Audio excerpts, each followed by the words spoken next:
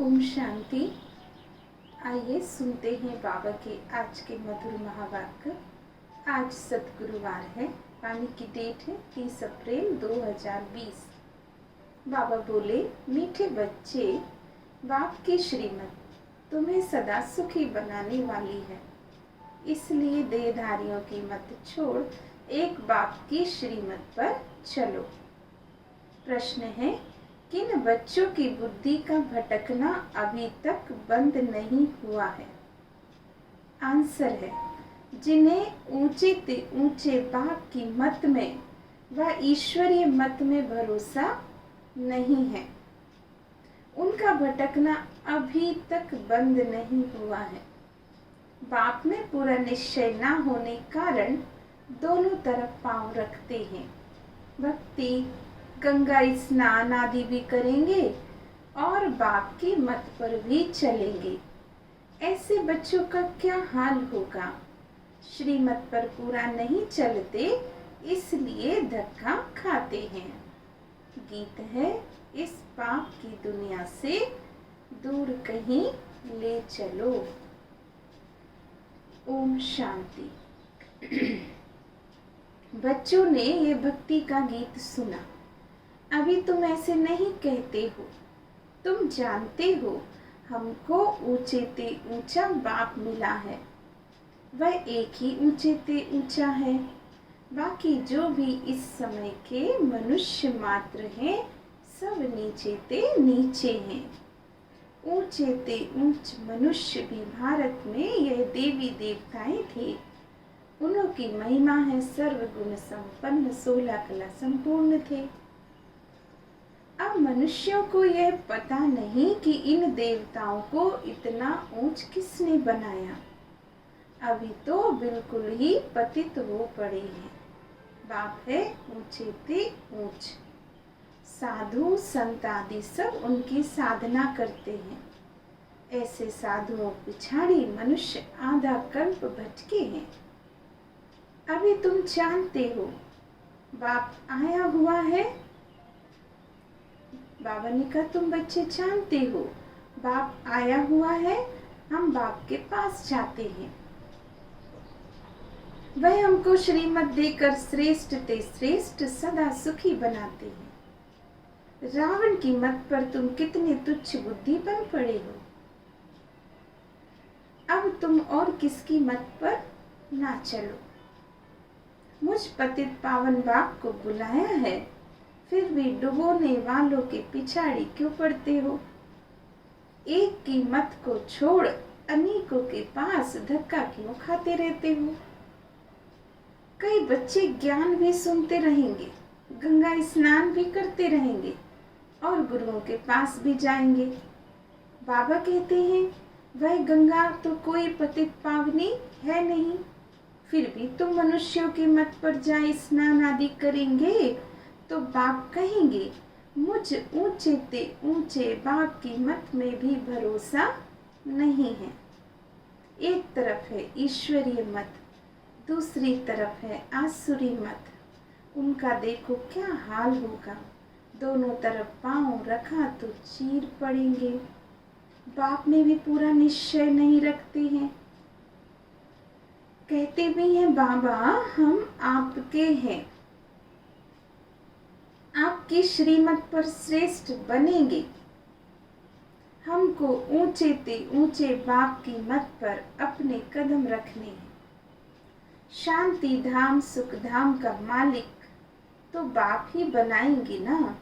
फिर बाप कहते हैं, जिसके शरीर में मैंने प्रवेश किया उसने तो 12 गुरु किए, फिर भी तमो प्रधान ही बना है। फायदा तो कुछ भी नहीं हुआ। अब बाप मिला है तो सबको छोड़ दिया। ऊंचे ते ऊंचा बाप मिला। बाप ने कहा, hear no evil, see no evil. परंतु मनुष्य है बिल्कुल पतित, तमो प्रधान बुद्धि। यहाँ भी बहुत है, श्रीमत पर चल नहीं सकते, ताकत नहीं है। माया धक्का खिलाती रहती है, क्योंकि रावण है दुश्मन और राम है मित्र। कोई राम कहते, कोई शिव कहते हैं। असुल नाम है शिव बाबा। मैं पुनर्जन्म में नहीं आता हूँ। मेरा ड्रामा में नाम शिव रखा हुआ है। एक चीज के 10 नाम रखने से मनुष्य मूंझे हुए हैं। जिसको जो आया नाम रख दिया। असुल मेरा नाम तो शिव है। मैं इस शरीर में प्रवेश करता हूँ। मैं कोई कृष्ण आदि में नहीं आता हूँ। वह समझते हैं विष्णु तो सूक्ष्म वतन में रहने वाला है। वास्तव में वह है युगल रूप, प्रवृत्ति मार्ग का। बाकी 4 भुजा कोई होती नहीं। 4 भुजा माना प्रवृत्ति मार्ग, 2 भुजा है निर्वृत्ति मार्ग। तो बाप ने प्रवृत्ति मार्ग का धर्म स्थापन किया है। सन्यासी निर्वृत्ति मार्ग के हैं। प्रवृत्ति मार्ग वाले ही पावन से पतित बनते हैं। इसलिए सृष्टि को थमाने के लिए सन्यासियों का पाठ है पवित्र बनने का। वह भी लाखों करोड़ों हैं। मेला जब लगता है तो बहुत आते हैं। वह खाना पकाते नहीं हैं, गृहस्थियों की पालना पर चलते हैं। कर्म संन्यास किया फिर भोजन कहाँ से खाएं? तो गृहस्थियों से खाते हैं।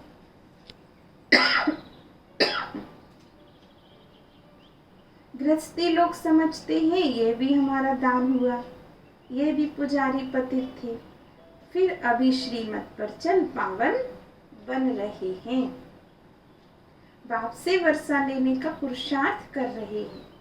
तब तो कहते हैं फॉलो फादर करो। माया हर बात में पछाड़ती है। देह अभिमान आने से मनुष्य बहुत गफलत करते हैं। भल गरीब हो व साहूकार हो, परंतु देह अभिमान जब टूटे तब ना। देह अभिमान टूटना ही बड़ी मेहनत है। तो बाबा कहते हैं तुम अपने को आत्मा समझ, देह से पाठ बजाओ। तुम देह अभिमान में क्यों आते हो? ड्रामानुसार देह अभिमान में नहीं आना है। इस समय तो पक्के देह अभिमानी बन पड़े। बाबा कहते तुम तो आत्मा हो ना, आत्मा ही सब कुछ करती है। आत्मा शरीर से अलग हो जाए तो शरीर, बाबा ने कहा आत्मा शरीर से अलग हो जाए तो फिर शरीर को काटो, आवाज कुछ निकलेगा नहीं। आत्मा कहती है मेरे शरीर को दुख मत दो। आत्मा अविनाशी है, शरीर विनाशी है। अपने को आत्मा समझ मुझ बाप को याद करो, देह अभिमान छोड़ो। तुम बच्चे जितना देही अभिमानी बनेंगे उतना तंदुरुस्त और निरोगी बनते जाएंगे। इस योग बल से तुम 21 जन्म निरोगी बनेंगे।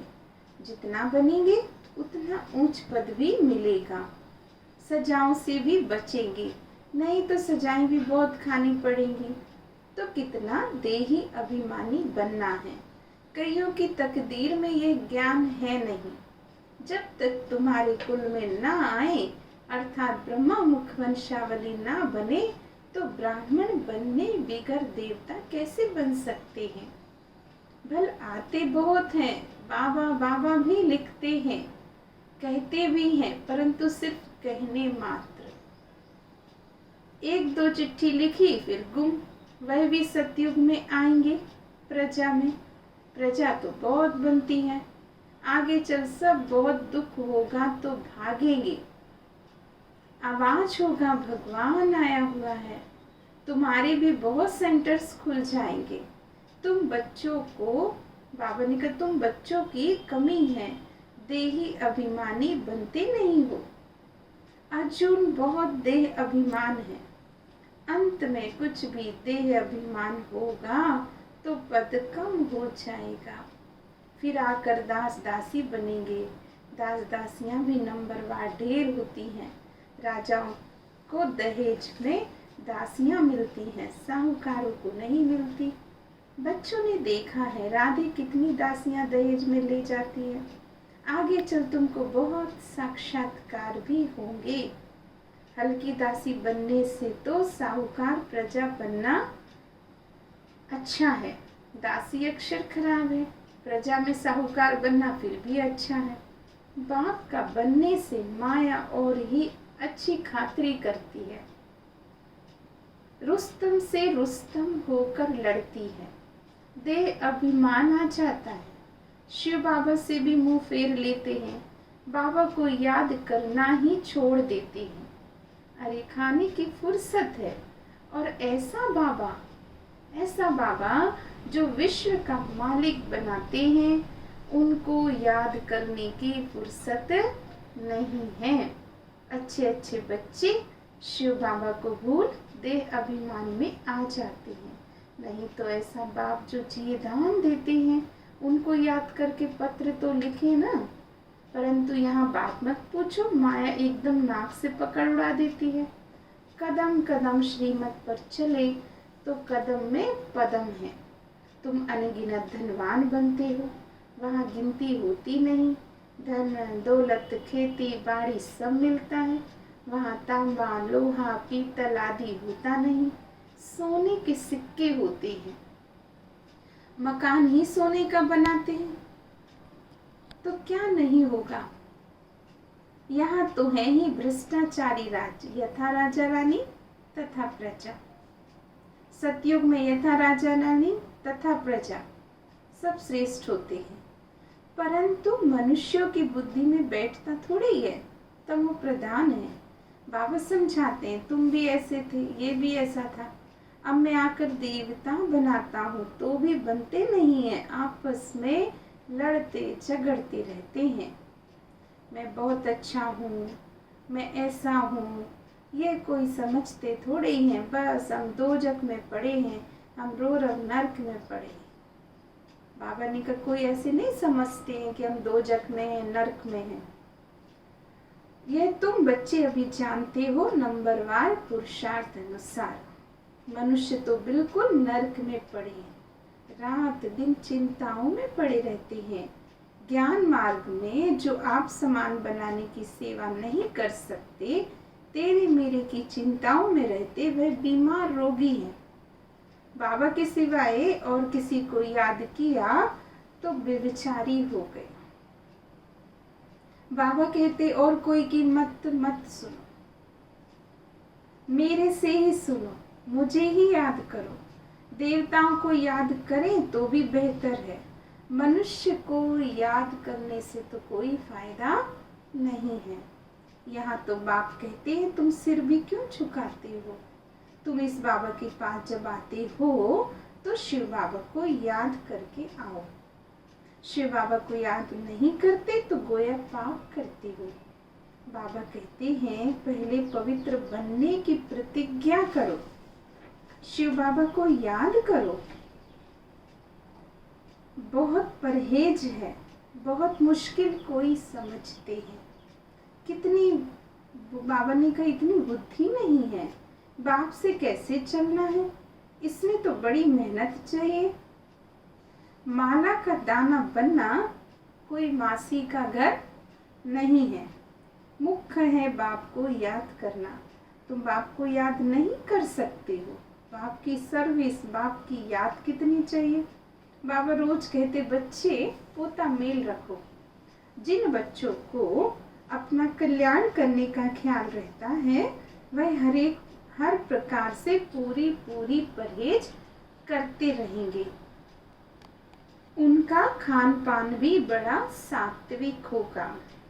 बाबा बच्चों के कल्याण के लिए कितना समझाते हैं। सब प्रकार के परहेज चाहिए, जांच करनी चाहिए। हमारा खान पान ऐसा तो नहीं है, लोभी तो नहीं है। जब तक कर्मातीत अवस्था नहीं हुई है तो माया उल्टा सुल्टा काम कराती रहती है। उसमें भी टाइम पड़ा है, फिर मालूम पड़ेगा अब तो विनाश सामने खड़ा है। आँख फैल गई है, तुम देखेंगे कैसे बांस गिरते हैं। भारत में तो रक्त की नदियां बहनी हैं। वहाँ बांस से एक दो को ख़त्म कर देंगे, नेचुरल कैलेमिटीज़ भी बहुत होंगी। मुसीबत सबसे जास्ती भारत पर है। अपने ऊपर बहुत नज़र रखनी है। हम क्या सर्विस करते हैं, कितनों को आप समान नर से नारायण बनाते हैं। कोई कोई भक्ति में बहुत फंसे हुए हैं तो समझते हैं ये बच्चियां हमें क्या पढ़ाएंगी। समझते नहीं इन्हों को पढ़ाने वाला तो स्वयं भगवान है। बाबा ने कहा कईयों को अपना अहंकार होता है तो समझते हैं हमें क्या समझाएंगे।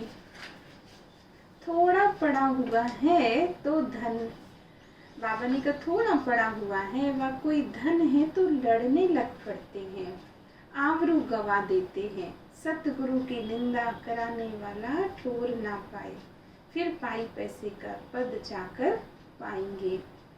अच्छा, अभी वाणी पूरी हुई। बाबा बोले मीठे मीठे सिक्की लदे बच्चों प्रति माता पिता बाप दादा का याद प्यार और गुड मॉर्निंग। रूहानी बाप की रूहानी बच्चों को नमस्ते।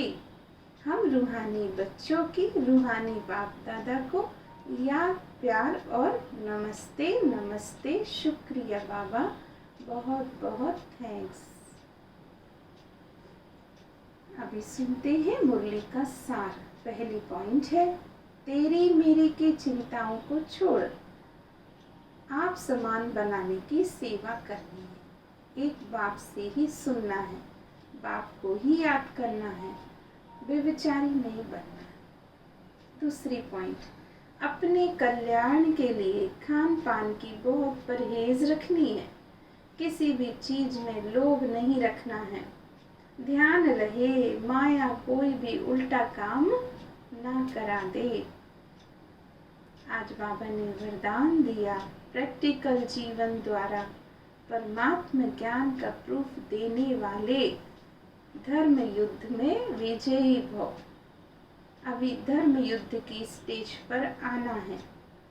उस धर्म युद्ध में विजयी बनने का साधन है आपकी प्रैक्टिकल जीवन, क्योंकि परमात्मा ज्ञान का प्रूफ ही प्रैक्टिकल जीवन है।